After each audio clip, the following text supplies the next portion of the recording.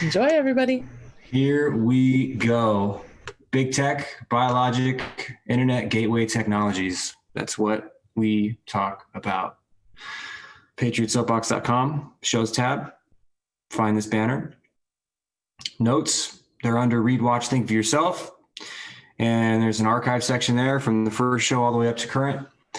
And if you're on YouTube, the notes went out. We are on episode 77. And we're going to start with a video entitled Mind Hacking Voice of God Technology. Robert Duncan, Harvard graduate, worked for DARPA, and he gave a talk. I think this was in 2015. And then we're going to look at some patents that discuss the thermoacoustic effect to enable radio frequency hearing. And we're going to look at thermoacoustics, photoacoustics, electroacoustics, and we're going to look at a patent that discusses electromagnetic acoustic imaging, which is like a sonogram, but way better.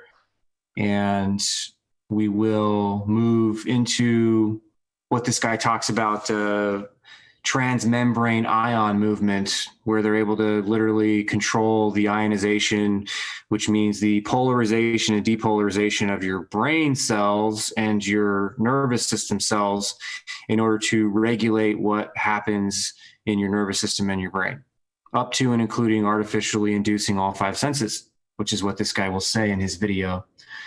And he talks about electron cyclotron resonance, and that led me to quadrupole fields, quadrupole magnets, and this, where I'm at with my research, is tying into how phased array antennas work, where they could potentially use a phased array cell tower, for example, or something off a satellite and create quadrupole fields through complex waveform generation. But we're not quite there yet, and that's outside of the scope today. I still need to continue my research on antennas to be able to speak about that clearly.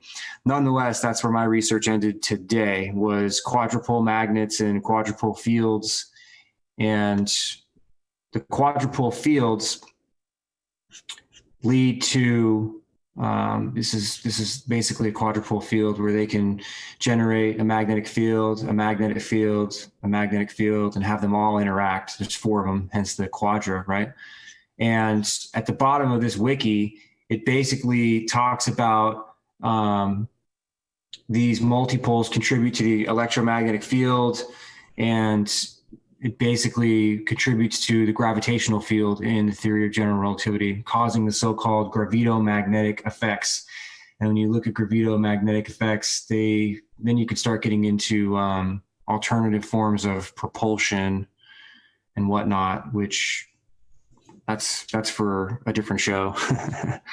So anyway, let's watch Robert Duncan and see what he has to say.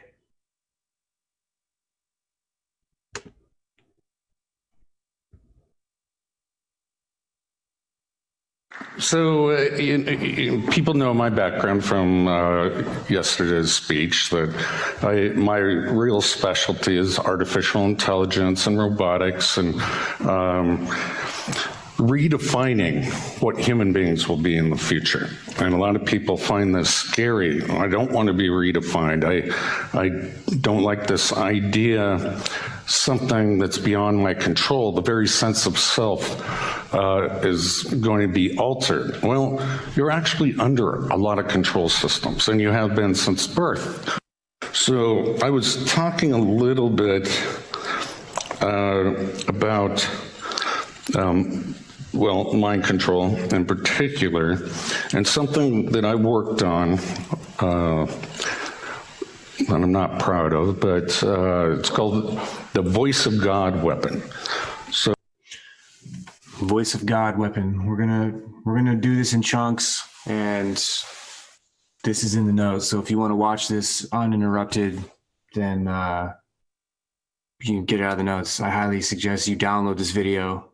It's got a lot of little keyword terms, little gold nuggets in there if you like to research and you want to understand a little more about what this technology is.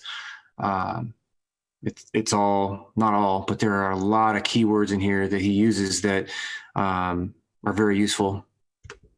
So there are 4 different techniques and technologies that can pipe voices into an individual's head.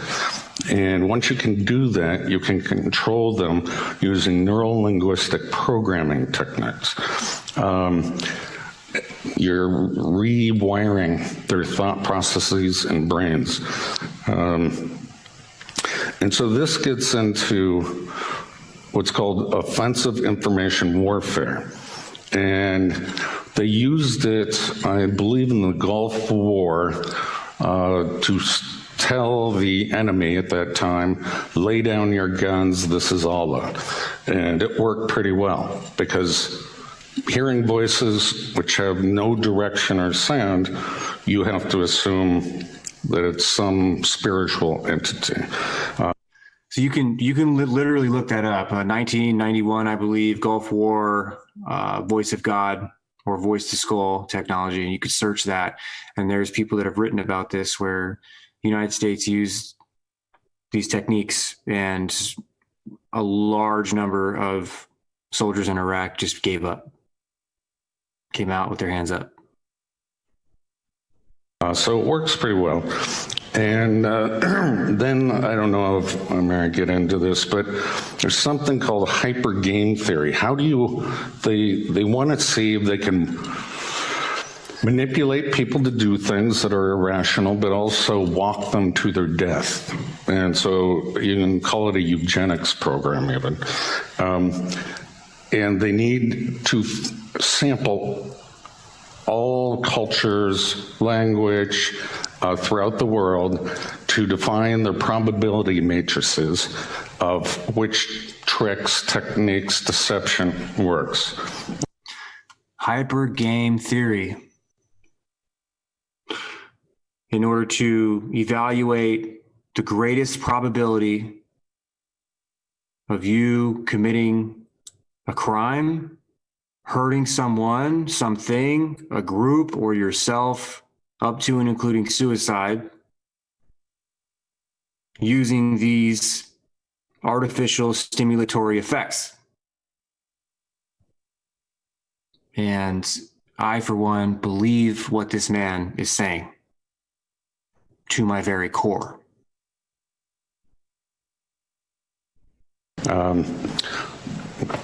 That's just what's happening. Now we have, which are magnetically activated nanoparticles and sensors. So how do you control a brain? Most people don't believe that. Oh, you can't control me. I have my own free will. There's no way you can get to my soul. Well, sorry, that's not true. So these nanoparticles are activated under certain magnetic frequency and will alter the brain patterns and pathways. So if you guys have been hanging out on this show for a number of months, we've covered this in detail. And this brain mesh over to the right has also been covered. Charles Lieber invented that. And Polina Anikieva from MIT has worked on magnetic nanoparticles that are able to be deposited into the brain or steered into the brain, and then using various magnetic fields based on how those magnetic nanoparticles are made, they will respond. They will heat up, or they will apply a torque or a twist force to a neuron. There's a couple different ways that the magnetic nanoparticles can be used. Polina Anikieva, MIT, Charles Lieber, Harvard. We've covered those two in detail.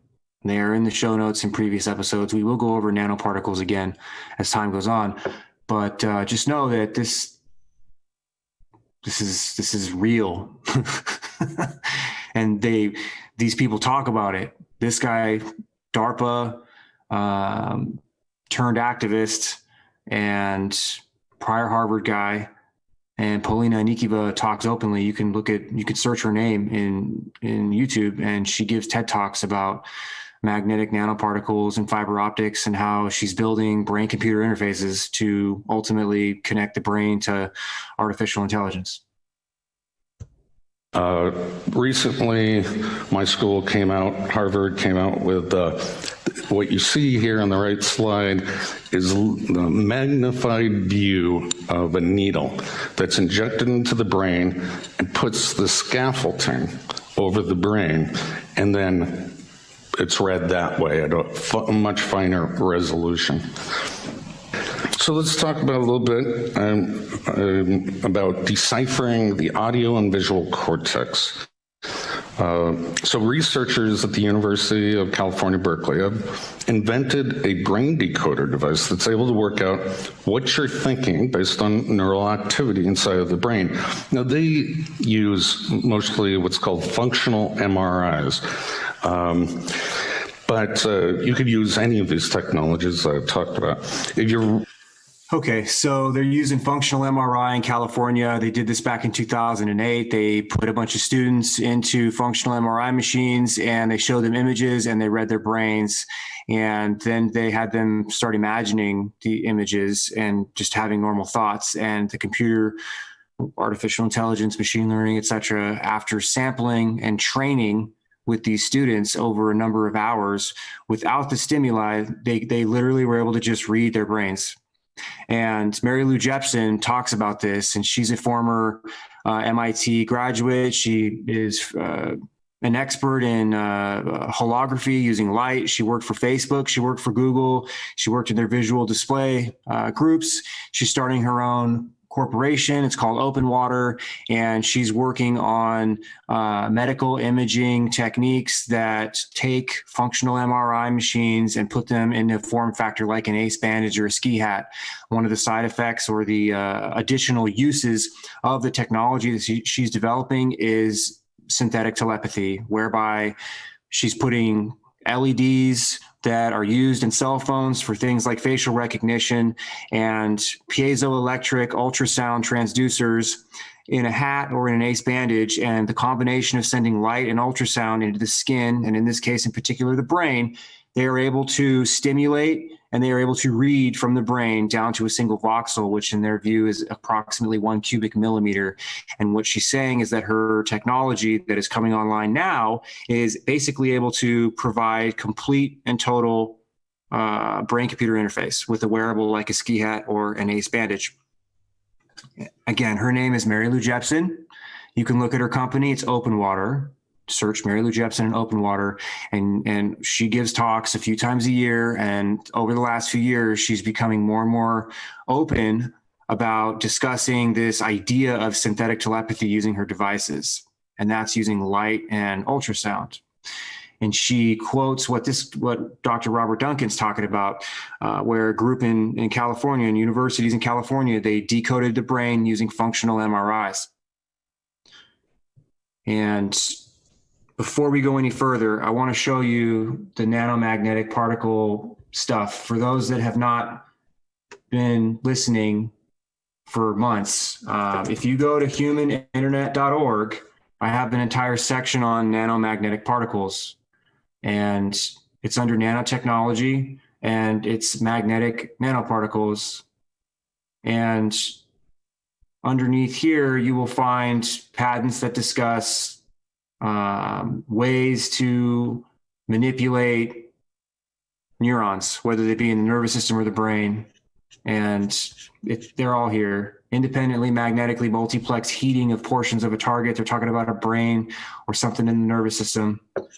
And I've taken some excerpts out of the patents and highlighted them. Modified paramagnetic nanoparticles for targeted delivery of therapeutics. They put the stuff in your brain and they control things like Parkinson's and epilepsy. They can dope these things with DNA, RNA, protein receptors, anything they want. And they're combinatorial, which means that they can put one dose in you and then up to like 12 weeks later, give you another dose and the things will bond together. So we're talking about binary weapon systems, binary, tertiary, or quaternary weapon systems that would be able to be delivered. So if you get a flu shot every year, and this is a hypothetical, I'm not saying they're in the flu shot, but this is an example. If you get a flu shot every year and you get some other kind of vaccine, maybe you're in school or maybe your children have to go to school or maybe we're all forced to take a COVID vaccine and then booster shots and everything else, there's opportunities here to start adding things by piece by piece by piece that will ultimately fuse together potentially in the brain. at the nanoscale. And this isn't even including anything about genetic modification, which we'll go over again: optogenetics, mechanogenetics, sonogenetics, chemogenetics, electrogenetics, all of those things where they actually take genetic code, they put it into your brain or your body, and it goes in and it rewires it so that the cells produce specific expressions that allow energy, wireless energy, whether it be electromagnetic waves, light or sound, or even chemicals for that matter, to more easily interface with your nervous system in your brain. So we have nanoparticles and we have genetic manipulation all down at the nanoscale that ultimately provide an opportunity to build communication systems in the body. So again, this is humaninternet.org, and this is under nanotechnology, and this particular section as it relates to the magnetic nanoparticles that Dr. Robert Duncan was talking about is underneath the section magnetic nanoparticles. And we will continue. So he's talking about functional MRI, colleges, California, being able to decode dreams. Reading text in a newspaper or book, you hear a voice in your own head. Usually, most people are reading kind of aloud in their own head. Well, they can read that, decipher the words that you were thinking to yourself. So there's another one, University of LA, maybe Stanford University. They are decoding visual images. So they train the person in functional MRI, that's the standard technique, to look at images, and then they record them, and then they ask the person to imagine the object. It can also just be imaginary. And the computer will decipher the brain code, and so you're looking at a hammer, you're looking at a saw, that's a house, that's a cat. So the technology in the civilian sector is coming along quite quickly. So he said the technology in the civilian sector is coming along. Now that's, to me, that's one of those little nuggets there where he's making it in his mind, because keep in mind, he's from Harvard and he's worked for DARPA developing these types of technologies. So he's making a clear delineation between the civilian sector and the government/military sector. Just saying. Apparently from NASA leaked this as something they were working on. And telepathy, electronic two-way communications. Well, we have that now. And that's very scary if you've never experienced it. Making humanity think an alien invasion is about to occur at every major city. Well, we have holograms in the sky. I described that technology. And, they talked about other things that might make this come about. But all I am saying is beware. Yeah, all right, so he's going to get into question and answer. So this idea of telepathy, again, we're going to go look at this website, humaninternet.org, and there's a section under wireless that discusses brain communication and remote control. And this section shows a few patents that deal with interacting and communicating with the brain, manipulating the brain. And this one is all the way back in 1974. So this technology, as it relates to interacting with the brain up to and including two-way communication or duplex communication, because you can actually have more than two people talking on a network, obviously. I mean, just look at the internet and telephones and everything else. If this is a form of communication, one can conclude with some certainty, in my opinion, that these types of synthetic telepathic networks would work with more than two people on the network. So here's one, a communication system including brainwave analysis and or use of brain activity. This was back in 1999/2000. And it talks about two-way communication. Better stated, it talks about communicating covertly with people who are basically spies. They actually use that term, where they're in another country and they can ask them questions, and then all they have to do is think about the answer, and that is read remotely and it's transmitted back to the Pentagon. And I'm paraphrasing verbatim out of this patent. It can also do things like control your hunger, control your depression, control your thirst, control aggression. deal with Alzheimer's disease. It can understand complex words or phrases, thoughts, feelings. This patent talks about understanding and reading the brain using basically Bluetooth and Wi-Fi frequencies and cell phone frequencies between 1.5 and 5 gigahertz. And it says in this patent that novel applications, both peaceful and military, are going to be available in the very near future. And this was back in 2017. This is a Russian patent. Electromagnetic wave sensing and modulating of neuronal activities. The US has one of these patents. Japan, there's a world patent. There's a few Chinese patents. A few look abandoned or expired. Japan looks like Taiwan. So this technology is proliferated around the world, not only to read, but also to write, to manipulate.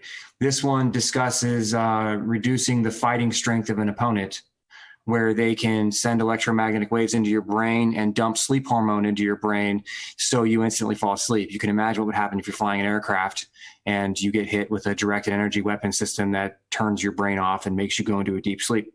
When you go into a deep sleep, your brain is separated from your body. The nervous system literally creates a separation, so you basically go limp. And you perhaps maybe flying an aircraft or driving a vehicle or whatever. So anyway, let's continue. Elaborate on hyper game theory and so-called walking people to their death. Okay. Yeah, so hypergame theory came out of a professor at Dartmouth, obviously funded by the Air Force and DARPA, and et cetera, all the acronyms. And it came from a man that died recently, a brilliant man named John Nash, who there was a movie made about him called The Beautiful Mind, and he was a mathematician who won a Nobel Prize. And he created game theory, which is used in economics as well as war theory. Now, it relies on rational players. So you run these simulations. What will China do if we make this move? What is the theory, the game, the war game going on? Or you can use it in business, similar process. Hypergame theory is one level above of that abstraction, that you don't know what game they're going to play. So they use it in cyber warfare. I'm gonna kind of let that sink in for a minute. You have game theory based on a system where you have rational players. Then you have hyper game theory, whereby you don't know what game is going to be played, and it's implemented in the cyberspace, cyber war. So there's a lot going on there, especially when you bring the whole quantum network, quantum computation into the equation. And then you start interacting with people's brains, artificially stimulating their brains to change or reshape their view and or what actions they take, what decisions they make. And you begin to paint a picture of what perhaps modern cyber warfare looks like. And remember, for those of you that were present a few shows ago, we talked about quantum computers and this idea of probability. And that's what the quantum computer is really good at, is performing computations very, very quickly, simultaneously, and ultimately providing probabilities, the likelihood of fill in the blank based on variables. So hypergame theory. Mostly. And attackers, hackers, they'll use several different techniques, but the defenses, the administrator and the virus protection, they don't know what game these hackers are using. So they create a probability matrix over the period of the time of sampling all the different kinds of hacks they get. Now you can apply this to other aspects of life. The way that I was using it is they're trying to, it was called mind hacking. So they're trying to hack a targeted individual, and the target individual will create mental defenses. Now, he said what he was working on. Did you catch that? The way that he was using this technology, this super or hyper game theory, working for DARPA, working on voice of God technology, working on AI, working on robotics. That's what this guy did. Using this technology to hack somebody's brain. That's what this guy just said. Dr. Robert Duncan. Let's back the truck up just a touch here. Using it is they're trying to, it was time of sampling all the different kinds of hacks they get. Now you can apply this to other aspects of life. The way that I was using it is they're trying to, it was called mind hacking. So they're trying to hack a targeted individual, and the target individual will create mental defenses as best as they can. They'll go to their social networks. What do? They try to disrupt the social network, so you have no family or friends.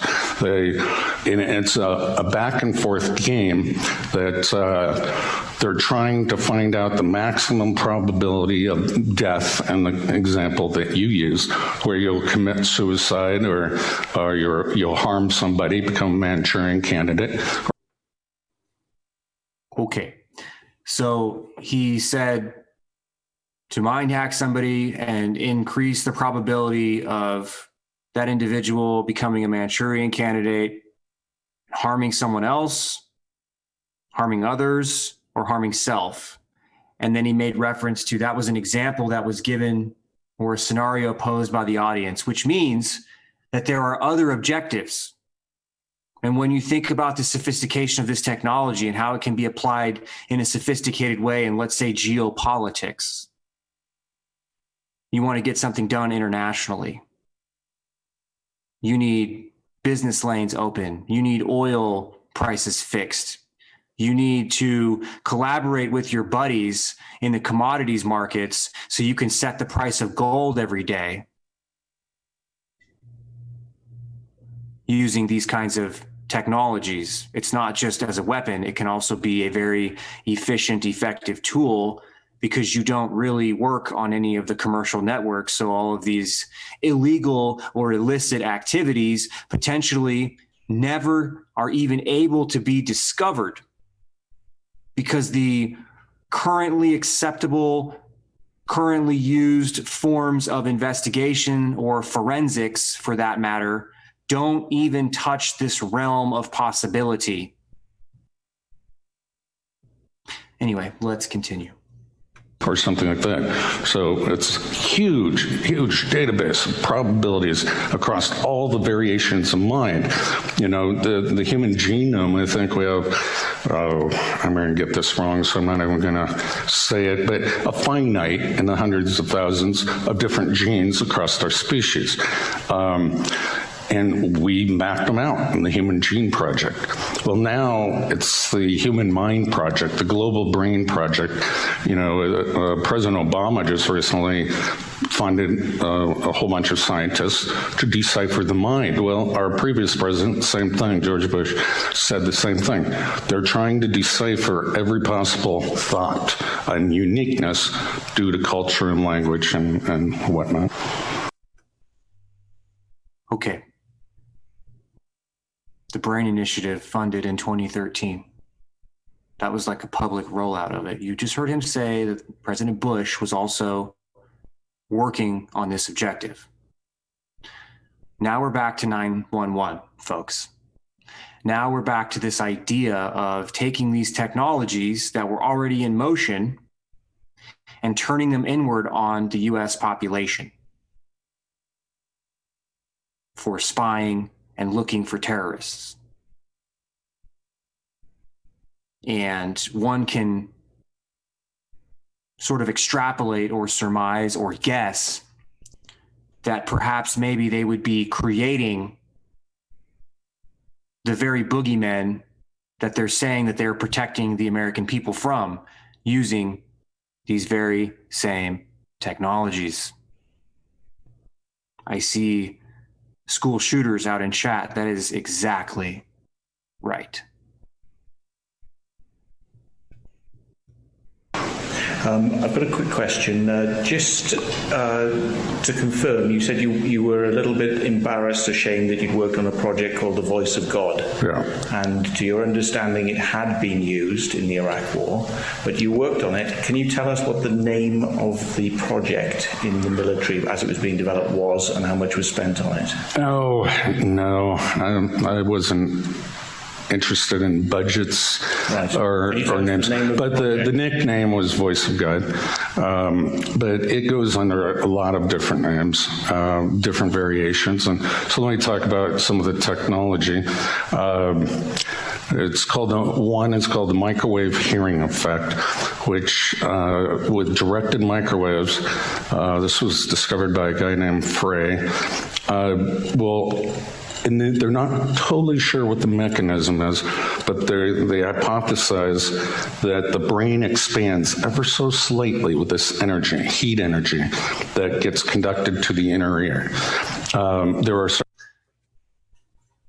I'll show you.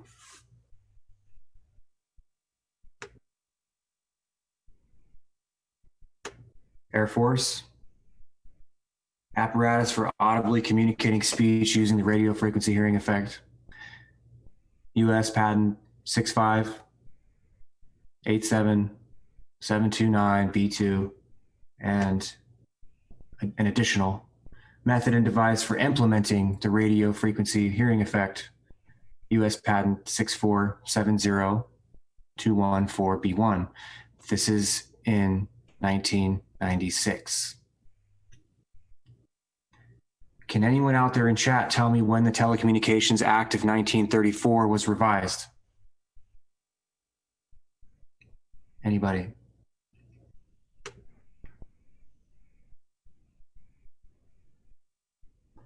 This invention provides for analysis of the RE or RF hearing phenomena based on the RF to acoustic transducer model. Your brain is the transducer. Analysis of the model suggests a new modulation process which permits the RF hearing effect to be used following the transmission of encoded speech. The answer is 1996. So the very same year these were filed, the Telecommunications Act of 96 was implemented, and that's when the FCC put out the current regulations for radio frequency transmissions. Very good, Lefty Mac, 96.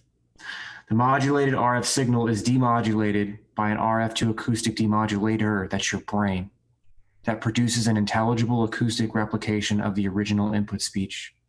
The RF hearing effect is explained and analyzed as a thermal to acoustic demodulating process. Energy absorption in a medium, such as the head, causes mechanical expansion and contraction and thus creates an acoustic signal. When the expansion and contraction take place in the head of an animal, the acoustic signal is passed by conduction to the inner ear, where it is further processed as if it were an acoustic signal from the outer ear. Accordingly, it is an object of this invention to provide a novel technique for the intelligible encoding of signals. A related object is to provide for the intelligible encoding of speech.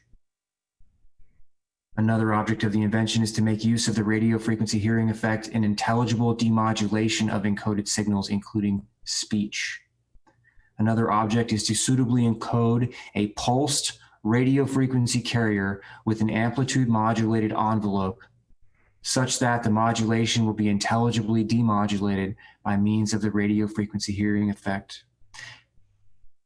The idea is to permit a message to be identified and understood as speech when a listener does not know beforehand that the message is speech. So you don't know beforehand that this is going to happen, yet your brain and you therefore understand something as speech. Utilizes the same idea commonly used with types of amplitude modulation, so you can think AM radio.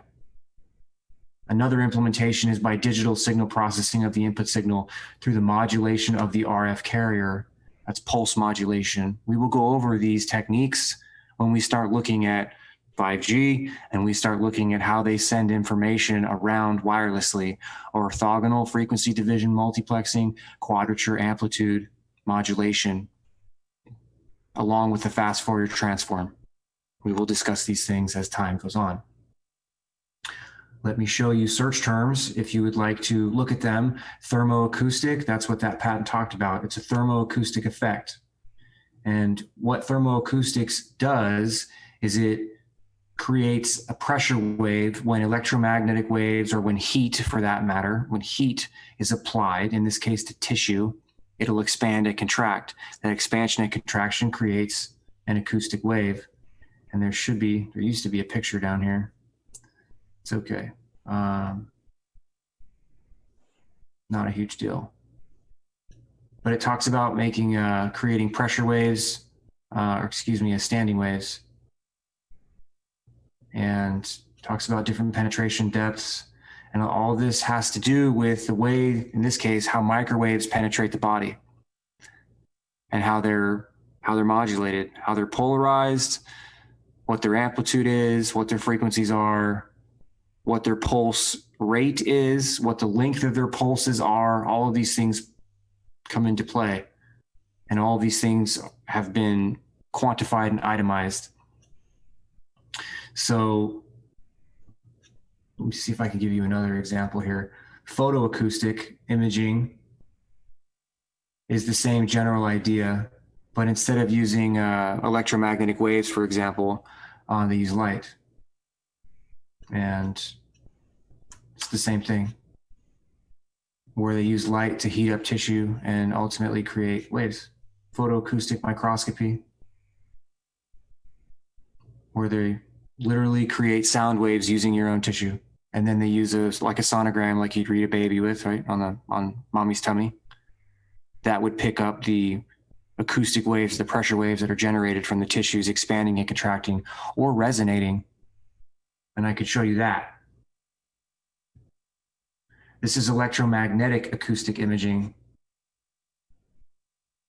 And this is an actual technique that talks about basically using microwave electromagnetic imaging without magnetic resonance. Has been considered for medical diagnostics. Talks about providing excellent image contrast. Electromagnetic acoustic imaging is a technique where radio frequency electric field is created in the object of interest by irradiation with electromagnetic coils or via direct electrodes in the vicinity or on the surface, or by inserted electrodes. Mechanical stresses associated with the electric fields in the interior deformable regions generate ultrasound waves. The net stresses are largest at the interfaces between the regions, exhibiting the largest conductivity changes. So they can do a lot with these things. They can measure and read and distinguish the different dielectric and conductive properties of tissues, skin versus fat versus muscle versus different organs, as well as get them to vibrate. And those vibrations can be read with the ultrasound pickup. So, and it's even more sophisticated than that, because they can remotely read the variations in the conductivity without ultrasound transducers, which means they just have another radar field applied. So they use one or more beams or fields to modulate you, resonate you, and they have another one that's reading the changes, and they're looking at the dielectric / electrical / magnetic properties. And as those change, that's their sensor, that's their reading, and they're able to make intelligible decisions based on that. All of this, no contact. All of this remotely at distance. All of this without the use of a camera. So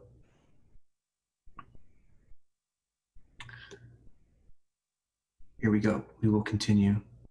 This isn't to scare you. This is to educate you. So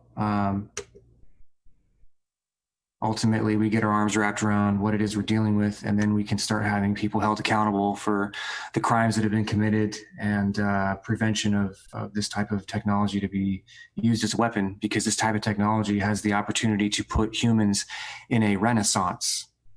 And I mean a real long-lasting renaissance, rather than disruption and destruction of the species. So that's my goal. So here we go. Several other technologies that use ion cyclotron resonance heating or calcium C2+. So he just got done talking about thermoacoustics, and now he's talking about ion cyclotron resonance manipulating calcium C2+. What's that? Well, if you go do research on electromagnetic frequency hazards, like biohazards for electromagnetics, you will find all kinds of documents about how EM waves manipulate the calcium Ca2+. And that manipulation creates oxidation, and it basically causes cancer. Well, what he's saying is that they're able to manipulate that phenomenon, if you will, in such a way in order to induce voice of God technology. And I will show you some patents that I found today that will discuss that a little bit. We're going to back this up just a touch so you can get the flow here. Inner ear. There are several other technologies that use ion cyclotron resonance heating or calcium C2+ as a mechanism of influencing the nervous system. And all the ions have their different resonances under the Earth's magnetic field. And then you can go into the... So we're going to pause again. We're going to look at these one at a time. Ion cyclotron resonance. So we are going to go over to here. So I put in electron cyclotron resonance, and I got some interesting things. And then I found searched ion resonances. These search terms are in the notes. So if you want to look these up, you can go to the notes. You can search these terms for yourself. I put in electron cyclotron resonance. I did not put in ion cyclotron resonance, but I looked up ion resonances. And so some of the things I found, electron cyclotron resonance is observed in plasma physics, condensed matter physics, and accelerator physics. And what they talk about here, they actually use 2.45 gigahertz, discussing basically microwaving something. Then that's how more or less it works. And we're not going to read about plasma physics or anything, but I really want to show you these pictures. Some of you will recognize these shapes, and then we'll talk about them a little bit. But this looks really similar to like a Fibonacci kind of thing, right? And what you're seeing here is this idea of cyclotron resonance between charged particles and a linearly polarized electric field. A linearly polarized electric field. So what you're seeing here is this green arrow going back and forth, and it's creating a unique signature, if you will.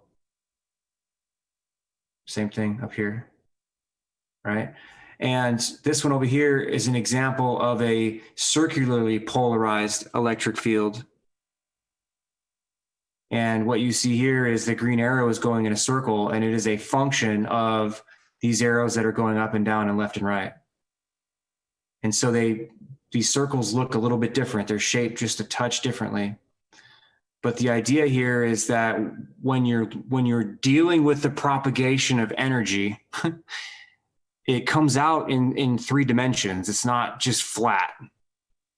And it's not just these little dots in the air. It comes out as like this shape, and they can shape and steer and manipulate the density, the power, the all the different fields, the overall shape of it, the speed of it, the energy of it, they can manipulate all of these components. And this looks two-dimensional, what you're looking at. But the reality is when this is projected from a transmitter, light, sound, or electromagnetics, they have the ability to manipulate these things with a great deal of specificity. So ion resonances, this exists. And I found this today, nonlinear resonance ejection from linear ion traps. This is a specific type of an application, but inside of this, it discusses how this is done. And what I extracted out of this is basically they can use something like an antenna, and rather than having both sides of a dipole, if you think of an antenna, it's got like two L's that are put together. So the legs of one side of the L's are right next to each other, and then the other legs of the L's are facing away from each other. And what they talk about in this patent is putting different voltages on each side, each one of the legs, so that the voltages don't come out the same, and it creates a unique or a special type of a pattern or a special type of an energy emission. And when they stack those together, they can start doing some very weird things with electric fields. And they're able to do things like get ions to resonate and ultimately get them to do very, very specific things. Transmembrane ion movement. And this talks about using a magnetic field and then injecting radio frequency into a stable magnetic field to begin to steer and shape ions moving back and forth in a membrane. And I'm not going to go through this patent in its entirety tonight. I found it today. I read it once. I want to read it again because I think this is where it's at. And here it talks about right here, a method and apparatus are disclosed by which transmembrane movement of a pre-selected ion. So you remember that Dr. Duncan was talking about all ions having unique resonances. And so what they're saying here is that they can pre-select an ion, and then they can regulate, right, the membrane movement of a pre-selected ion. And they say that it's magnetically regulated using a time-varying magnetic field tuned to the cyclotron resonance energy absorption frequency of a pre-selected ion. So that's a real complicated way of saying being able to create a time-varying magnetic field that resonates one ion versus a different ion. So calcium versus potassium versus sodium versus chloride, and on and on and on and on and on. And when you look at the ions that are associated with the voltage gated channels and the chemical gated channels that deal with signaling communications with the brain and the nervous system, those are done with ions. It's all done with ions. And even the pain receptor channels and the mechanical receptor channels that regulate or stimulate or normalize action potentials in the brain and the nervous system, when those things are activated, they open up and they allow ions to move back and forth into and out of a neuron, which can be in the nervous system or the brain. And so what I'm getting at here is if they're able to very, very, very specifically control whether or not an ion or a specific ion moves from one side of the membrane of a brain cell to another side or the other side of the membrane of a brain cell, if they can control that, now they can remotely fire or remotely suppress areas of the brain, very specific areas of the brain. And if you don't think it's that sophisticated, fine. But I will submit to you this.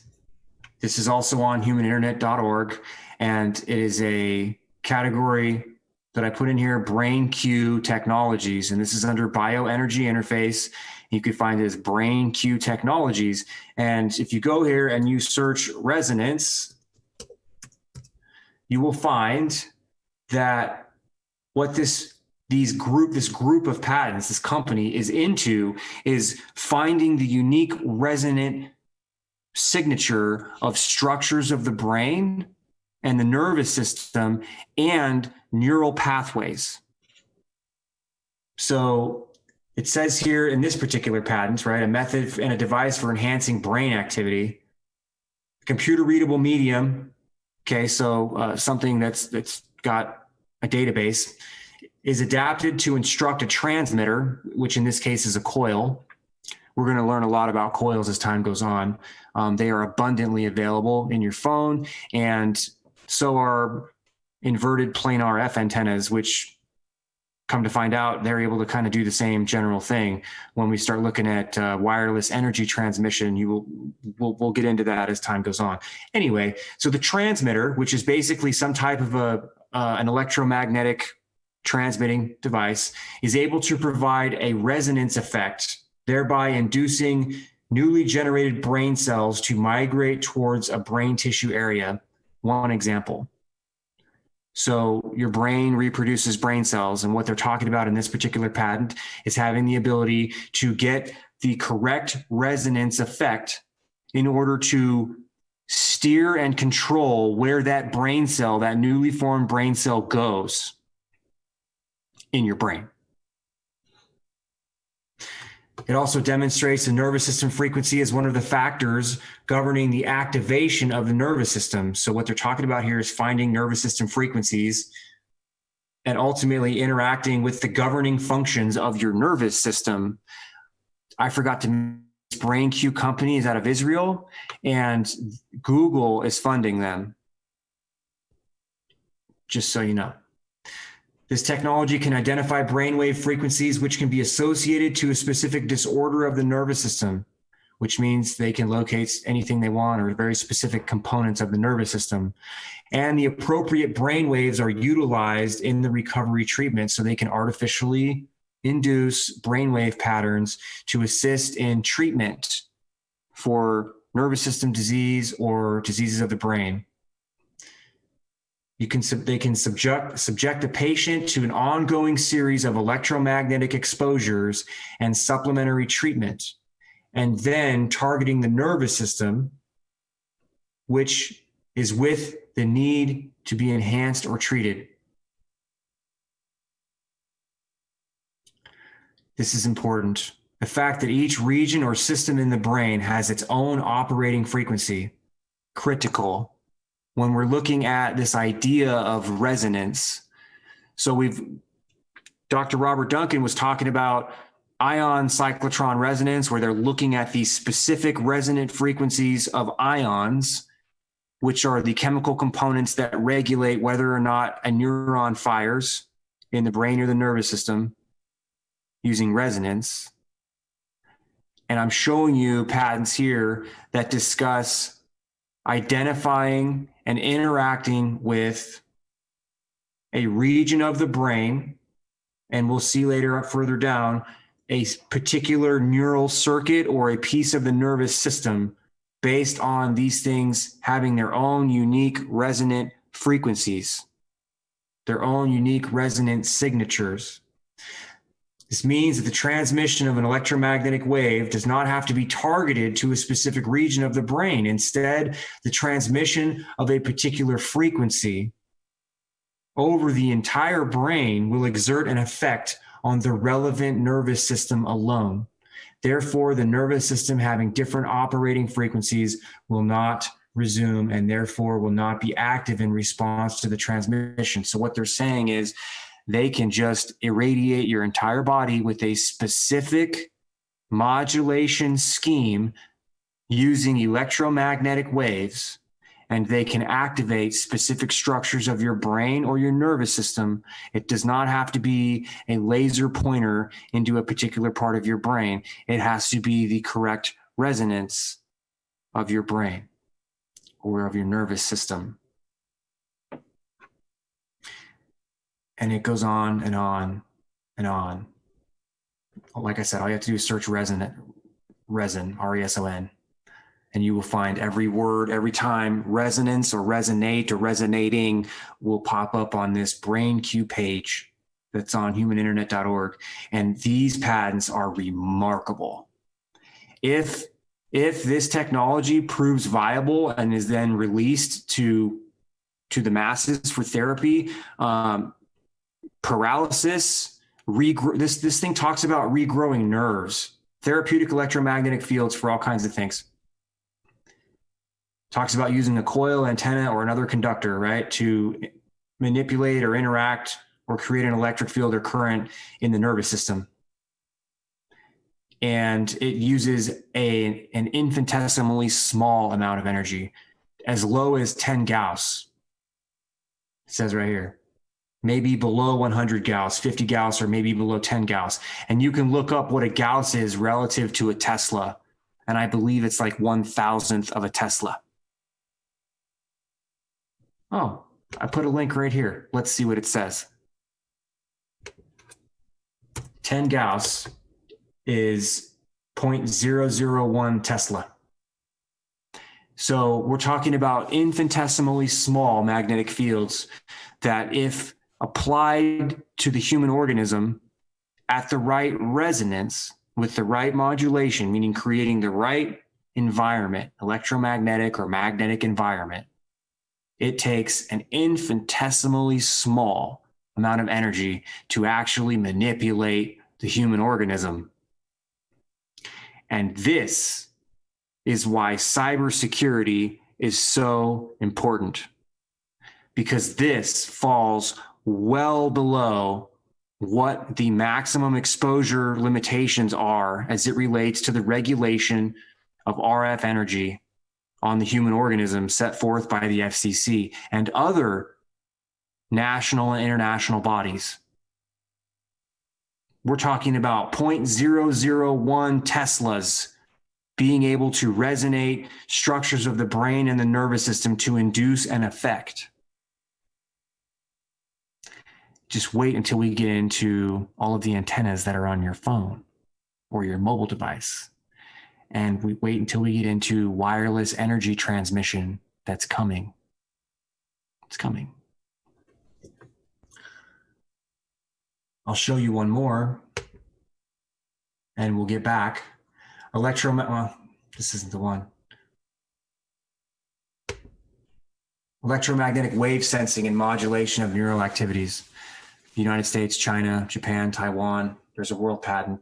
This literally talks about being able to interact with your brain using electromagnetic waves to read your brain, to write to your brain, and to remotely understand your heartbeat and your respiration, thereby creating a closed loop system where they can induce a change and they can measure the physiologic response to that change, as well as just read your brain. It talks about being able to resonate unique structures in the brain in this patent.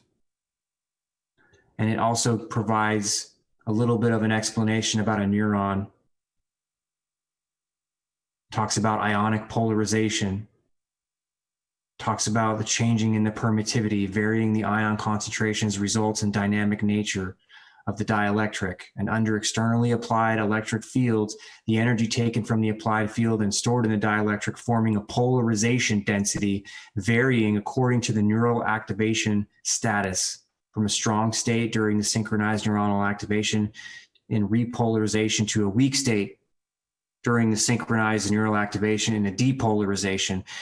Blah, blah, blah, blah, blah. What does all that mean? What that means is that your brain, when it's doing things, thinking, moving, acting, processing any information at all, it's polarizing, depolarizing, polarizing, depolarizing. And all of that has to do with those ions that we were originally talking about. And what Dr. Duncan is saying is that they're able to resonate the ions to control whether or not your brain or the brain centers or your neural circuits polarize or depolarize or are allowed to go back to normal after they've been polarized. And so what we're looking at are the pieces that allow sophisticated neural manipulation to ultimately rewire the brain and or get the brain to tell the body or the consciousness, so to speak, the critical thinking part or the emotional part of the brain, to do or not do, to feel or not feel, or to think a certain way or feel a certain way, and to what intensity. And this is all done with no contact. No contact. Other electromagnetic manipulation technologies, electromagnetic personnel interdiction control method and system. This uses carrier waves that are currently deployed for home phones, for cell phones. And what they're talking about is using a carrier frequency. So you've got Wi-Fi in this, you've got your home phone that's not really a cell phone, a 915 megahertz phone, right? That wireless cordless phone that you buy, you get them in a 4-pack or 8-pack at Costco now for like $50. Cell phones, Wi-Fi, Bluetooth, all fall in this carrier frequency range. Currently deployed in every house and in every community. And what they do is they add a subcarrier between 1 and 500 hertz, and they mix the signals together. They call that signal conditioning, and they push that out an antenna. This is not that difficult to do. Not at all.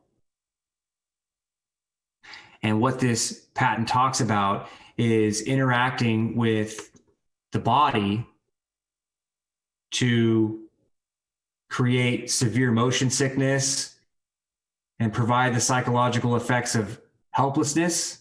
And it says that it remains even after removal of the electromagnetic energy, it will remain until the body chemistry returns to normal. What is that body chemistry?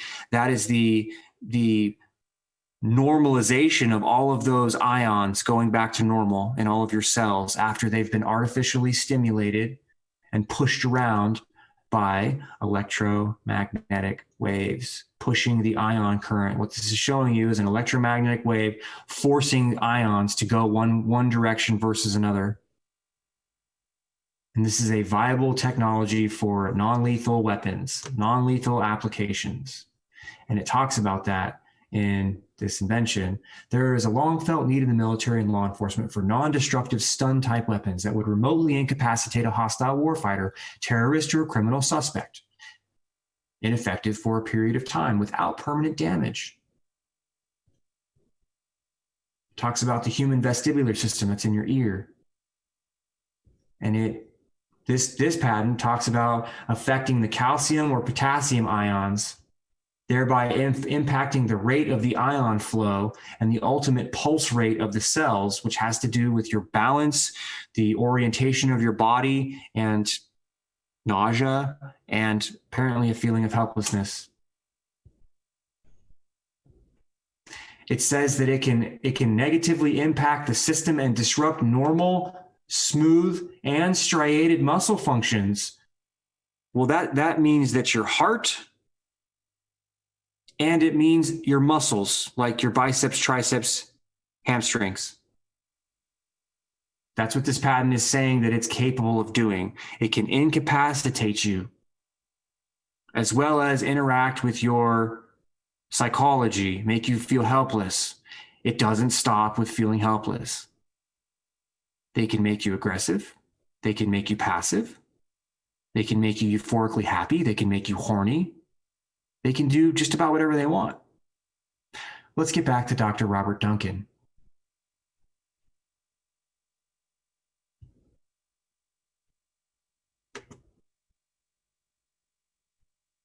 The ultrasonic realm, where anybody in the beam with one of the ultrasound waves won't hear anything. It's above human hearing. But where the waves intersect from two different directional sources, all of a sudden that person hears it, and that's called the audio spotlight. So he's talking about voice of God technology, remember? So this is the third example that he's providing. I think it's the third. And what he's referring to are ultrasound beams, more than one, and where they intersect, they create audible sound, which means if you're not in that special spot that he's talking about, right? You don't hear it. So I'll show you that. I'll show you an example of that. And it's right here. A method of producing locally occurring infrasound. So he was talking about ultrasound. It's very, very much the same thing. And you can search this stuff. There's all kinds of people that have posted silent subliminal message presentation systems. Japan uses it to deter things like shoplifting. Museums use this technology so that you can have an audio narration. When you're looking at an exhibit, you'll stand in front of what looks like a podium of some type or something that displays visual information about the exhibit that you're looking at in a museum. And then you potentially hear sound where it's narrating something for you. And it's very quiet in the museum. And it's because they're using this kind of technology whereby they use directed sound waves that intersect within a certain location. And when you're in that certain location, you hear the demodulated sound, where the two beams basically interact with wave interference, and it creates a demodulation and puts it into the realm of human hearing. Meanwhile, there's ultrasound just shooting around in a museum, but it's above our human hearing, so we perceive it as being quiet. So, method of producing locally occurring infrasound, that's below human hearing. Two-spaced directional acoustic transducers, so two speakers placed apart from each other, are directed towards a common point. They're pointed at the same space so that the acoustic waves, the sound waves coming out of those two speakers that are pointed in the same direction, but they're spaced apart from each other, those sound waves intersect throughout a particular area. So make a triangle in your mind, and at the corner, two of the corners of the triangle, you've got speakers that are angled towards the third corner of the triangle. And where that third corner of the triangle is, that's where these sound waves interact with each other and you get speech. By utilizing a frequency difference between the acoustic waves of less than 20 hertz, or by propagating the acoustic waves at the same frequency while phase modulating them at least 20 hertz, resultant acoustical waves of less than 20 hertz are produced at the area of intersection.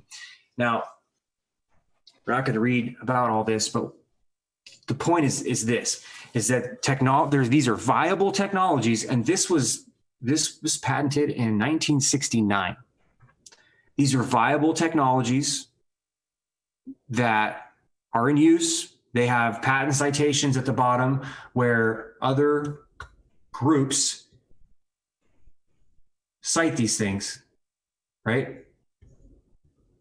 Turtle Beach, American Technology Corporation, SRS Labs, patents 2007, 2003, 1996. Keep in mind, this was created back in the 60s, right? Secretary of the Navy.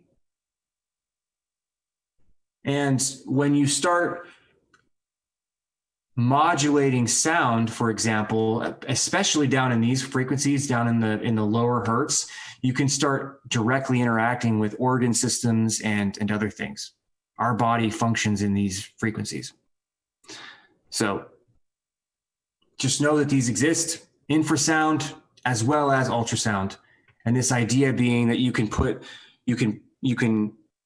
transmit more than one sound wave, or transmit from two different sources, or you can offset transmission from a single source so that when they get to an intended location or an intended destination or an intended target, they make audible, intelligible sound, or they interact in a way that is meaningful, that is intended. So it could be for good, could be for bad. It could be used at a museum, or it could make you think that you're hearing God in your head. And we'll continue. So there are a lot of mechanisms to project voices into people's heads. Thank you. Hello. I have a question that relates to step 3 in Project Bluebeam. It concerns telepathic electronic two-way communication. I wondered if it was possible for images to be directed into the thoughts and the minds for a number of reasons for myself, and I've spoken. Yeah, in fact, all 5 senses can be mildly overridden depending on the state. Now, if you're in a sensory deprivation, Did you hear that? I'll play it again.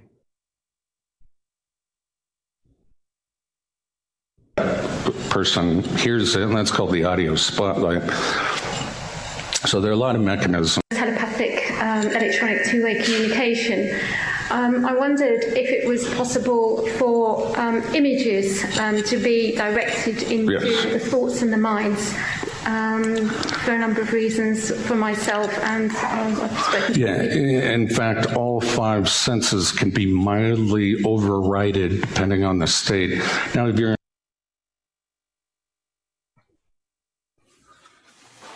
What does that look like to you? All 5 senses can be overridden. What does that look like to you?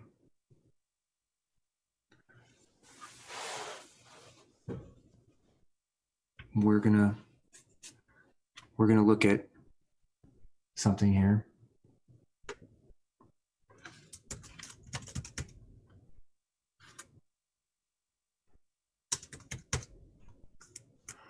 It's not in here, which means, yeah, it's going to be in the last group. Do you remember covering human bond communication?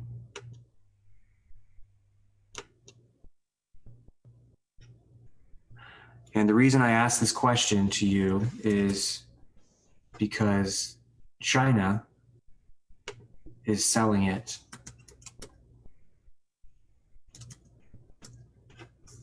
China is selling it. Human bond communication.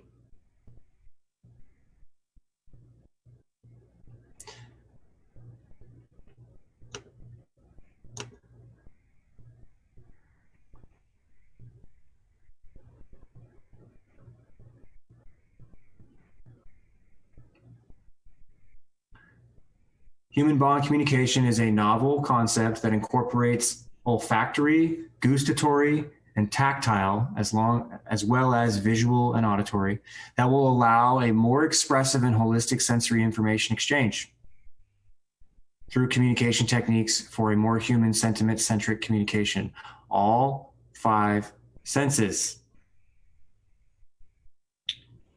All 5 senses to be collected and transmitted over the internet as a service, as a commercial service. And it will be rolled out in augmented reality and virtual reality first, and then it will be incorporated in the watches and the headphones. And then it will ultimately just be piped straight into your nervous system and your brain. Sample the subject, interpret it into 5 sense domains, transform it into a data set, add encryption and other security add-ons. Compress it to be transmitted via highly efficient communication systems, hashtag 5G, which they talk about using 5G being an important piece for human bond communication. We'll get there in a minute when we look at Huawei.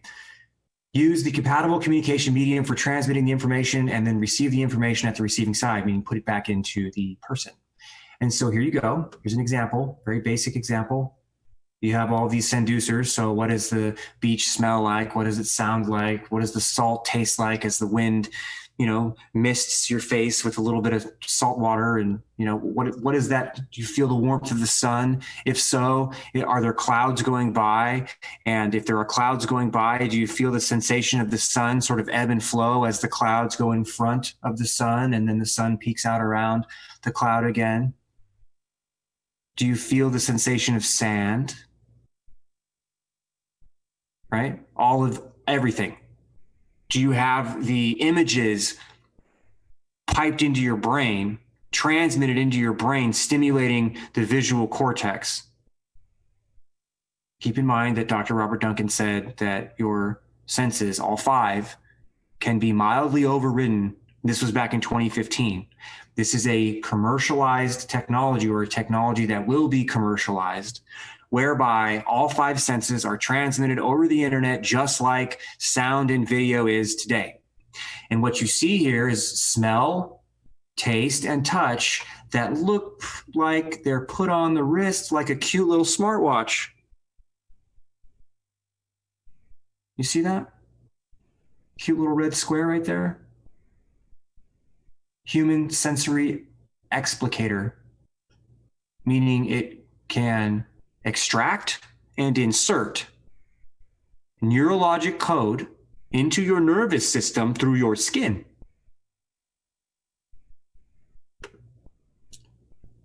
Let me show you what I mean.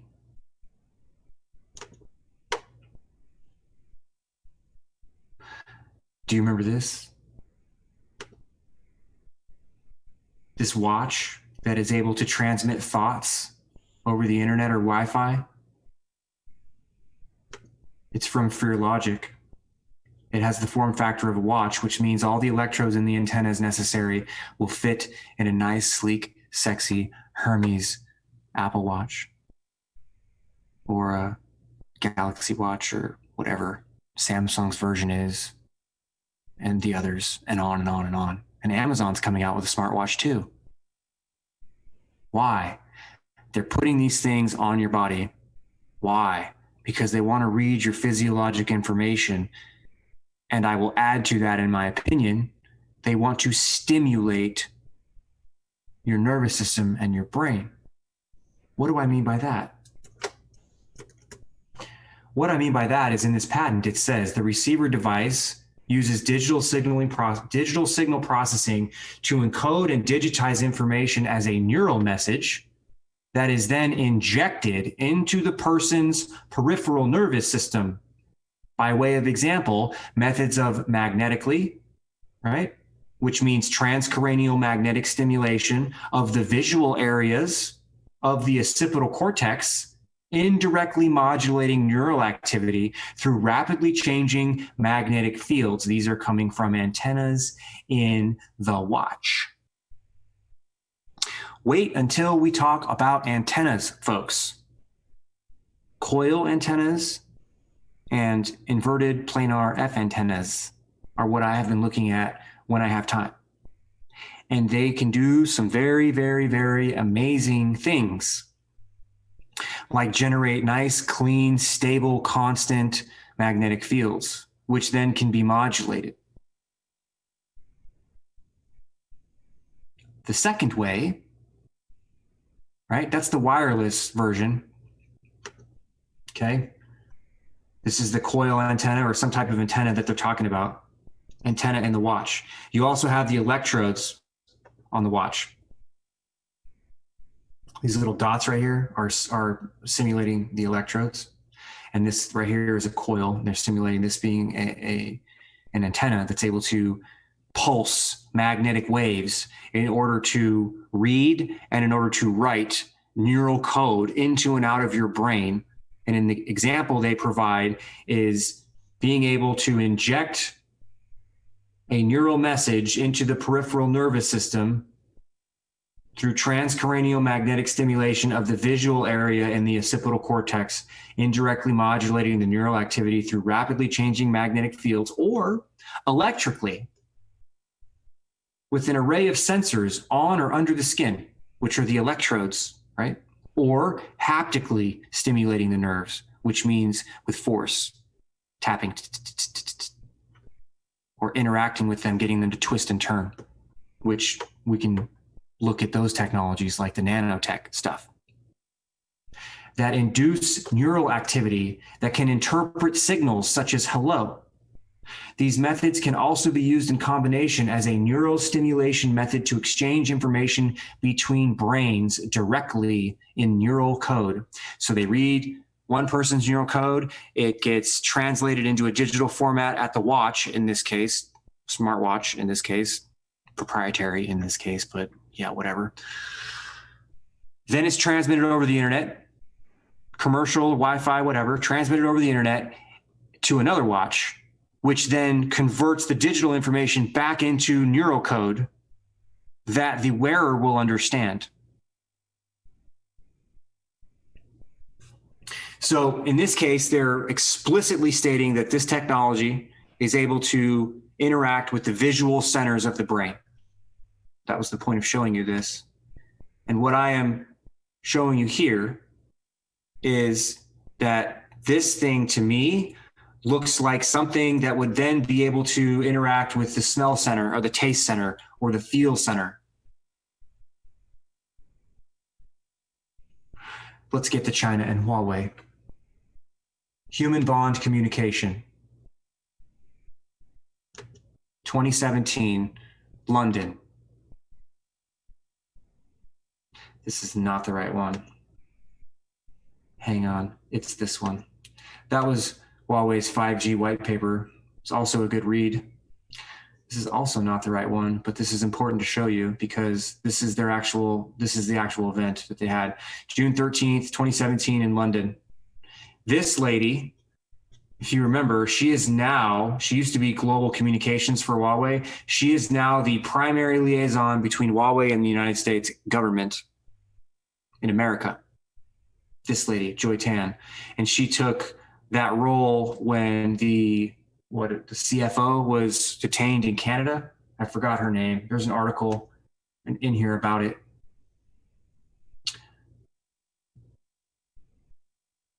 Where is it? This is it right here. Human bond communication. After all of that, we're finally going to get there in London. Huawei European Day 2017, June 13, 2017, right? New innovative technologies, how the new industry revolution boost in the economy through smart connectivity. So this was, I closed it. This was the same day. And this talks about human bond communication. You can see it right here. This guy Ramji Prasad is sort of the inventor or the main person talking about it. And again, they provide an example. Sample something, digitize it, send it over the internet, and put it into somebody's perception. Huawei and FT4BI working together. 5G, future wireless communications era. 5G 2020, here we are. And future wireless communications era out to 2050. Human bond communication, feeling identification and transmission, and the knowledge home. Human bond communication is a novel personal network concept that has the capability to express and transform all 5 human senses in the information domain so that it can be transmitted and received like any other existing data form. So this was stated in 2014. We've been watching a video with Dr. Robert Duncan that he gave in 2015, a speech he gave in 2015, and he's discussing techniques or that it's possible, he's stating that it's possible to override all 5 senses mildly. And we are looking at a corporate publication that was delivered in 2017 in London by Huawei discussing transmitting all 5 senses over the internet from one person to another to exchange information in a novel, new, holistic way, up to and including transmitting emotions over the internet.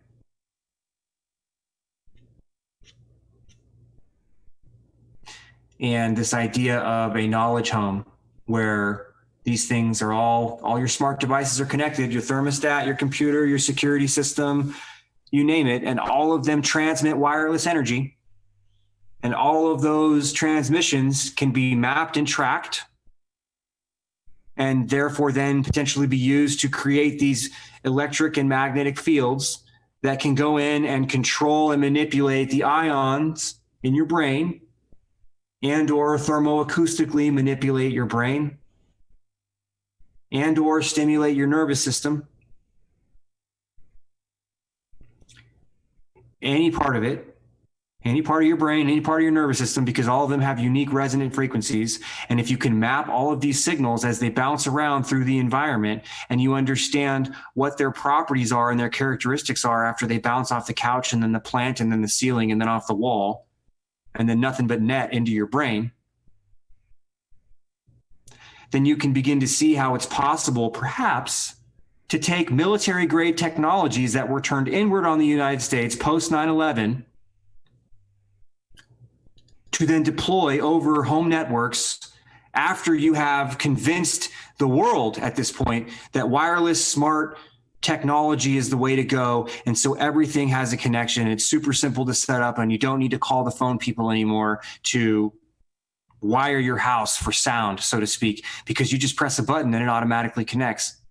What you have created in your house is a sophisticated phased array antenna system that enables your TV, your Wi-Fi router, your cell phone, your thermostat, your alarm system, any wirelessly connected anything to work together collectively to create things like radar fields, to create things like three-dimensional shapes of radiation that's transmitted that could very well be where you're sitting while you're watching TV or where your children are playing. That then reads everything about you, potentially stimulates you, and then provides feedback to the cloud. Communicate with friends and relatives. You have medical here, which to me is first responder, police, fire, doesn't matter, government. And then you have your communication center that is responsible for making sure that the cloud infrastructure is running properly.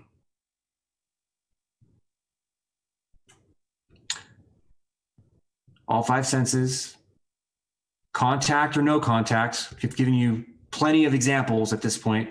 This is a wearable that has a form factor that fits in a smartwatch. This guy, Freer Logic, this company has been working in the Silicon Valley since 2018. Prior to that, they worked for NASA. You can look this up. If you go to humaninternet.org, you will see a link to Freer Logic. If you go to the archive notes, there are particular points of interest that I found and posted in the archive notes, I believe, within the last two sets. So 61 through 80, basically, in the archive notes. So there's the contact version, and it talks about using no contact, transcranial magnetic stimulation, pulses of magnetic waves that are pulsing to interact with your brain, or electrodes that make contact with your skin that ultimately stimulate your nervous system through your skin to do things like transmit thought from one person to another. And we have Huawei talking about human bond communication in Europe in 2017. And then we see human bond communication that talks about transmitting all five senses over the internet as a commercially viable technology. So you better believe the military can do this. You better believe it. But that's just my opinion. Let's get back to Dr. Robert Duncan. In a sensory deprivation tank, your mind seeks stimulus, hearing, sight, temperature, anything. So if you're in that situation, your dreams become your reality. Your brain cannot tell the difference. But in other circumstances, if you stay well stimulated, it's difficult to project visual images into the target. But even university professors are working on this. So yes, it's absolutely possible and is being done. And in fact, many people complain about forced dreams or something like that their dreams are not their own. And, that can be, there are a whole bunch of subconscious ways that can be done, as well as stimulating the visual cortex in the right patterns and try to project them into the target. Yeah. So who would be projecting these? Which organisation would be projecting these? Who's responsible? Can't say. You see him smiling there. I like this guy personally. He's got a website. You can look up the Oregon State Hospital and you can find a paper that he wrote. It's actually a book. It's a very good book. If you search the Oregon State Hospital, you'll get some of his information. You can look up Dr. Robert Duncan and find all kinds of interviews that he's done. He works with targeted individuals, et cetera, et cetera. But his publications are of interest to me because they talk about the different types of technologies, like positron emission tomography, for example, where they're looking at, or positron electron tomography, excuse me. They're looking at the spins of electrons to understand what stimulation is being done and how it's being done and that kind of a thing. It's just, the guy's super smart, and he's I think he's trying to do good after what he's seen in his career. Anyway. Okay, but it just seems to be very real because I've heard it from more than one source, and it can be it's quite real. Because you're awake, you're not asleep necessarily. Yeah, and it projects also in the visual workspace, as I mentioned before. So it's like your third eye. And you can see both through your retina, as well as this other projection at the same time. Did you hear that? So while you're awake, you can be looking at something and they can overlay an image onto what you're looking at. And he's likening it to your third eye. He's using it as an analogy. Now imagine how useful that would be in a military or a covert setting, whereby you are in a forward area and you need to identify a target. They, from a satellite, for example, can identify a target and very quickly estimate where you are, orient where you are with respect to where the target is, walk you to that target, and then overlay a halo, a green color, some sort of a marker that you're familiar with.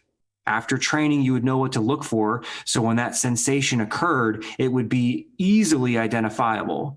So that you, without any optics, without any antenna, without anything that would expose you in a deep cover situation, you would be able to identify people, places, and things with this overlay technology whereby they can stimulate your brain while you're actively looking at something, taking in sensory information through your eyes. They can overlay imagery on top of that to provide you actionable, useful intelligence while in the field. Can you imagine lasing targets that way as a covert operative or as an operator, where you don't need any sort of a projection laser device to lase a target for a bombing run or for positive identification or anything? It would be done with biometrics, and it would be done with this type of overlay visual technology. And if they can record out of the brain, like this guy says they can, then the biometric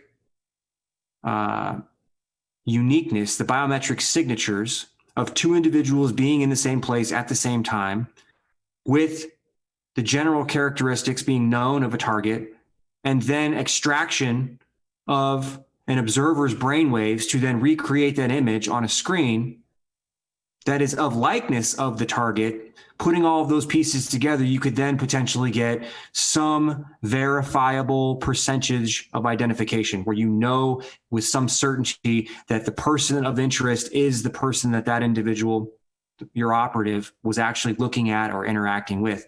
Because if they got closer and they actually had a conversation, you can then do voice analysis through the extraction of this information out of your operative's brain. These are the kinds of technologies I think the military is working with, in my opinion. And I say that to you because I listened to this guy talk and he's just nonchalant. Like, yeah, just any other day, any other type of discussion this is a normal discussion to have, that the college professors, meaning the public sector, the institutional sector that is in the public domain, not the private DARPA projects, but things that aren't necessarily DARPA funded, things that are just in the normal higher education plane. He's saying that they're actively working on and making progress in these technologies. How far ahead is the military? Where did these people get the idea to work on these technologies in the first place? Probably from advisors and or professors coming into these schools after working in government or in the military for some time, or on projects for them, and then being greenlit to go ahead and start introducing these things. And that is the twilight of their careers, whereby they get a nice cushy job at a college and begin to build departments whereby the technologies that are decided to be rolled out for public consumption are then opened up and are allowed to be developed under supervision. They're basically authorized and sanctioned. And that is a form of payment, as a form of a retirement package, as a golden parachute, if you will, for these people who come out of these programs that play ball. They go into institution, they set up departments, and off they go into the twilight of their lives. And in my opinion, folks, this is how it's done. Your brain's been rewired and it's inserting this third eye projection, if you will. Is there any way we can protect against it? No, great question. No. No, you can dampen the effects through stimulating your senses, like music or that kind of thing. And that seems to help. Certain drugs can dampen the effects. But no one's found a little device that you can wear around that will block the signal. Hat you can wear. No tinfoil hats, no, they don't work. Thank you. So tinfoil hats didn't work. Now, those of you that subscribe to the idea of grounding your house and, you know, wearing the EMF proof clothing and all of that stuff, okay, you're probably going to get some benefit, some health benefits from that, right? But what he's talking about is directly interfacing with the biological organism that is the human. And they don't care about Faraday cages, which is really what we're talking about. Soft, flexible Faraday cages in the form of a shirt, a hat, a sock, underwear, pants, whatever. A case that you put your phone in that fits in your pocket. General radiation effects, sure. They probably mitigate that a great deal. But if they want access to you or your device, they're going to get it. And here's why. This is a patent from Boeing that discusses remote circuit interaction, and this was back in 2008. Faraday cages are well known. Faraday cages are enclosures, such as boxes that are made out of conductive material, such as metal. Sensitive electronics are frequently packaged within such metal enclosures to isolate them from electromagnetic radiation that would otherwise have a detrimental effect thereon or be spied on. In some instances, it's desirable to remotely interact with circuits contained within such enclosures, electronics or people, because we function like electrical circuits. We function like RCL circuits. For example, it can be desirable to disrupt the operation of an automobile engine by remotely interacting with the electronic systems thereof so as to halt a police pursuit, just an example. A method for remotely affecting electronics within a conductive enclosure, a Faraday cage, can comprise of transmitting electromagnetic waves of two different frequencies to the enclosure. The two different frequencies can be selected such that they will penetrate the enclosure and form an electromagnetic radiation field, wave, whatever, of a third frequency within the enclosure. The third frequency can be a frequency that is likely to affect the operation of the electronic circuitry within the enclosure. So it's absolutely possible for them to circumvent what we understand as Faraday cages. And so when we think about the construction of SCIFs, sensitive compartmentalized information facilities, what does that look like? It's likely a bunch of concrete. It's likely a bunch of Faraday type enclosure protection, a bunch of grounding, but it likely also has its own electromagnetic field around it in order to sense and to obstruct foreign intelligence, foreign signals from entering or penetrating. And that's a crazy concept when you think about that, because you would have systems that would constantly be probing, wouldn't get through, and they'd be scanning through frequencies and different modulation techniques and different waveforms. And you would then have an electromagnetic force field around your SCIF that would be sensing these things and constantly making the adjustments. And so it is this game of cyber chess in order to extract signals intelligence out of something like a SCIF.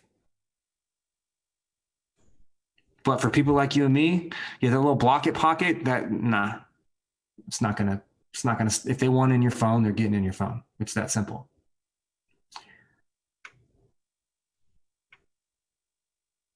Okay, I'll come down on stage actually, because I think it's probably going to be the last question. Now, Dr. Duncan, you've given us a lot of reason over the last 2 days to be concerned by the potential for abuse of this technology. At the end of your presentation today, you feel quite optimistic about the idea of transhumanism. I mean, maybe you're talking about a perfect world where we can draw perfect circles or whatever, but in my view, how is this possible? How is it possible for transhumanism to be a good thing without some almost unimaginable social revolution? And I mean, as Max Egan, I don't know if you've seen Max Egan's video about transhumanism. He puts it very right, very succinctly, and he says, how much can we be transhumanized without losing our humanity, especially where we have rulers who have none? That's an excellent point. And I'm going to pause so that we can listen to this guy's response, Dr. Robert Duncan's response. Transhumanism, this idea of being reshaped and remade, changed into something different than what we are.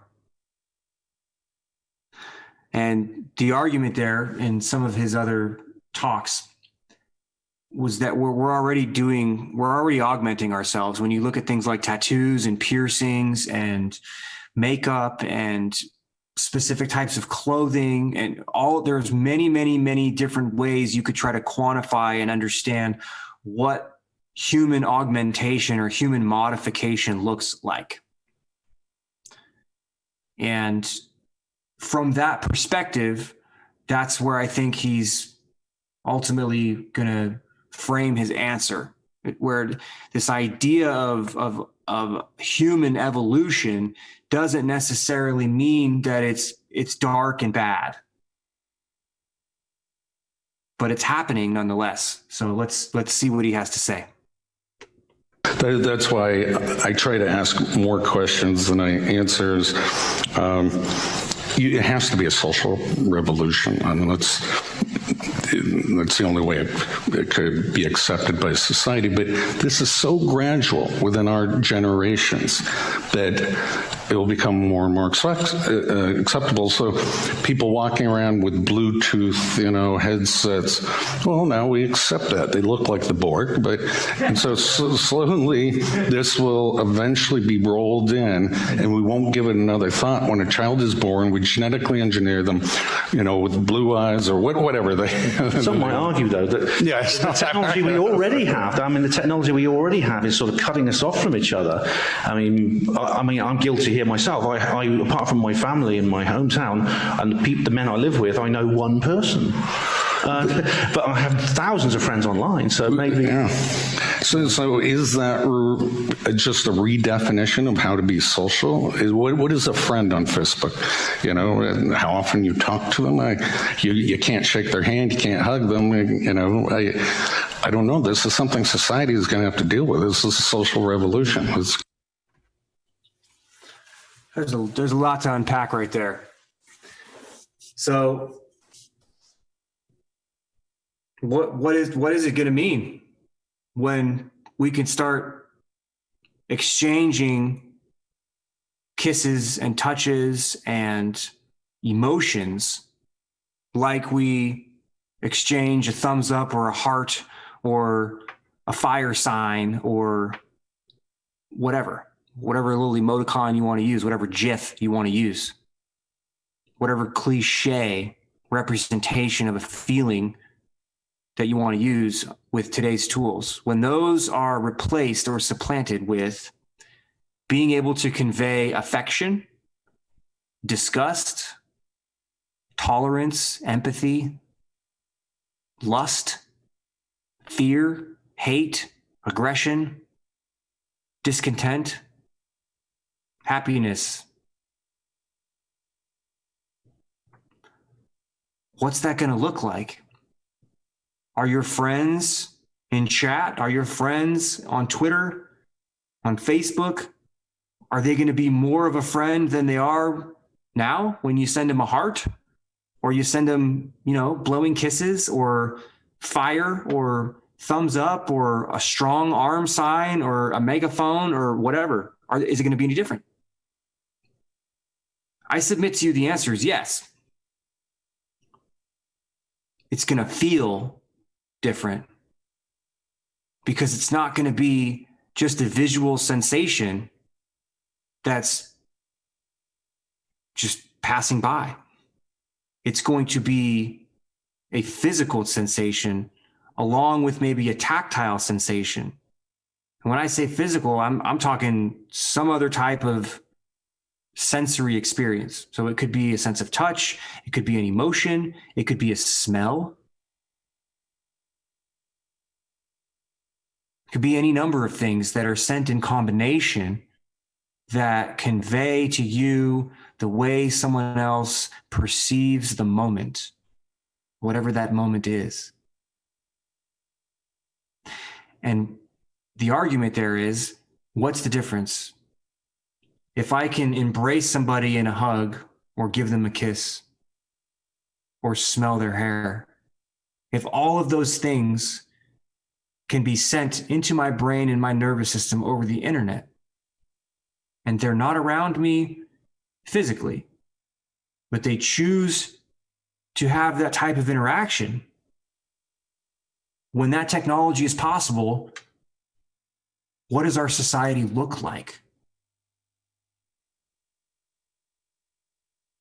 What does sexual harassment look like? What does molestation look like? What does rape look like when these technologies persist and proliferate throughout our society?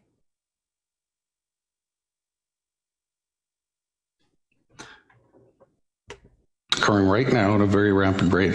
I call it a cataclysmic evolutionary event in mankind. Yeah, it could also, it seems we do have a malevolent elite in this world. The potential for the potential danger here is enormous.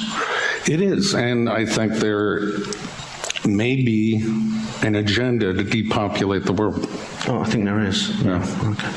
Well, ladies and gentlemen, sleep tight. I know. It's grim stuff, I know, and it is grim stuff. It is. Leave on a happy note. Look at it this way. I mean, if people are not talking about this, then it'll be an awful lot worse than the people are talking about it. I mean, that would really scare me if this was going on and people were not talking about it. So, Dr. Robert Duncan, thank you very much for speaking to us again. Thank you for having me. So we have a few minutes left.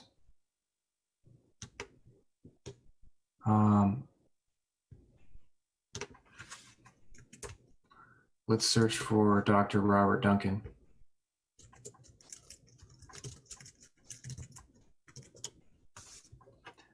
And let's see if we can find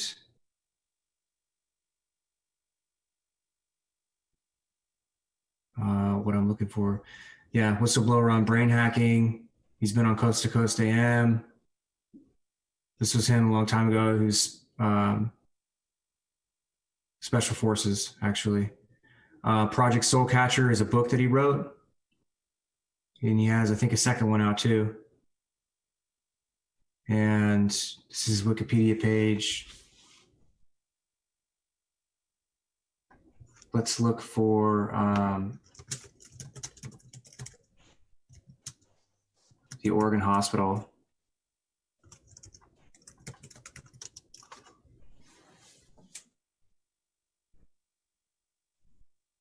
I hope it's not gone.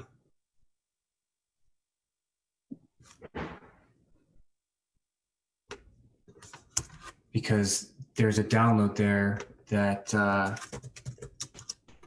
don't remember if it's called a Matrix or something like that. Oh well, I'll have to dig it up, and when I do, I'll post it in the show notes. I have it. I believe I have it downloaded. So if I do, then I'll find a way to tie it to the archive notes. So let's go back over here, and we've got 8 minutes left. Directed energy weapons.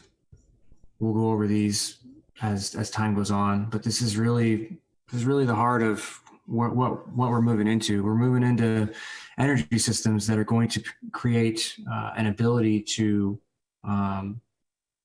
transmit very, very complex, sophisticated waveforms that are going to enable very, very rapid, high-speed communications. They'll be able to interact with people directly, and they're gonna revolutionize the way that we live. It's really where we're going, and we'll get into some of the offensive applications and some of the other things they can do. Like in this case, they can send more than one frequency out of the transmitter at the same time,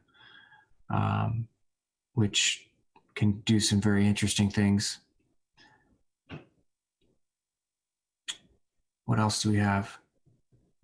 Let's go look at, let's go back and look at this brain Q stuff for a minute, because I want to go into this unique resonance concept, and the way that this group of patents is basically being presented is that they're inducing therapy by putting human inside of a magnetic field.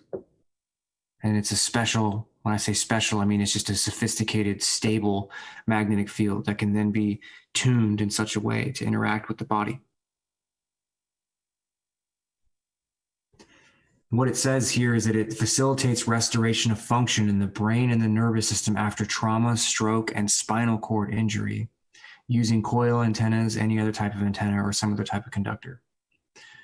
And they can enhance brain activity, right? We looked at this in detail.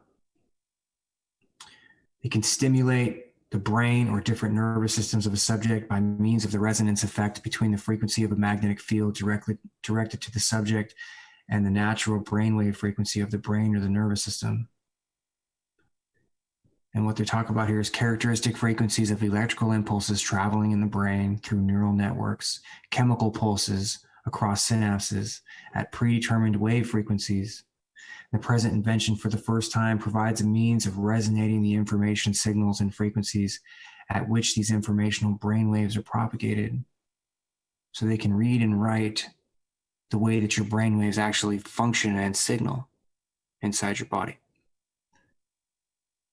When the correct waves are transmitted into the brain, the olfactory region of the brain will resonate as well as its surrounding regions, and cells from the surrounding regions will migrate to the olfactory region of the brain, thus partially repairing a deficit. So what they're talking about here is if you have a traumatic brain injury, they can resonate your brain and move healthy brain cells into the area that is damaged from a traumatic brain injury and begin to regrow and repair the physical structure of the brain and be able to rewire it by being able to stimulate that brain structure to get it to fire in the right sequences with the right amplitude at the right time with the right partnerships with the other brain components and the other components of the nervous system, all done with algorithms. And when you listen to their videos, that's what they say. Most of their technology is dealing with cloud-based artificial intelligence, whereby they can remotely deliver unique, tailored therapies to do exactly as I said: repair damaged nervous system tissue, repair damaged brain tissue, and then rewire it so that it functions similarly to the way it was when it was new. And the applications of this are going to be transformative. One way or another, they are going to be transformative. The idea of repairing a soldier's brain after incurring an IED, or even a training accident, like they fell off a tower or something, right? Hit their head. And allowing them to live a more normal life whereby they can participate with their family, they can still function as a soldier, they can still be an active member of society as they choose to be, of their choosing, and not be relegated to assisted care. The implications are amazing. Conversely, you put an iPad in every student's lap, and you add up the number of students, and then you add up the Wi-Fi, and then you add up the screen time and the amount of time the student is around all of the antennas that are associated with that iPad all day at school, and then at night, and then for entertainment. And this idea of putting a child inside of a stable magnetic field or a varying magnetic field, and then being able to apply pulsed radio frequency or pulsed millimeter waves on demand for hours and hours and hours a day. And we begin to see some of the potential negative applications whereby the programming moves from beyond what the teacher thinks, what the teacher says, what the textbook thinks or says, what the media says, and what the parent says. And it moves into this realm of AI and automation, ultimately modulating the child, the brain and the nervous system of the child, to reinforce specific behaviors that are either presented in the environment that the iPad can understand, that AI can understand through the cameras, microphones, other sensor arrays, and or from the stimuli presented on the device itself, to reinforce specific ideologies, specific behaviors, and or to suppress specific ideologies and specific behaviors in healthy functioning organisms using the very same technologies that are being patented, funded, and developed for things like paralysis and traumatic brain injury.